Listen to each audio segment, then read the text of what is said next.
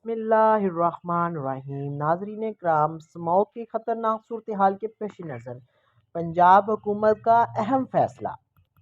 हुकूमत पंजाब ने स्मोक से मुतासरा अजला में एक हफ्ते के लिए फेस मास्क पहनना लाजमी करार दे दिया। नोटिफिकेशन जारी। नोटिफिकेशन को आप स्क्रीन पे भी देख सकते हैं। हर शहरी को एक हफ्ते के लिए यानी कि 20 नवंबर से 26 नवंबर 2023 तक मास्क पहनना लाजमी करार दे दिया, जिसका बाकायदा तौर पर नोटिफिकेशन हुकूमत पंजाब ने primary and health care department की तवस्सुल से जारी कर दिया गया है।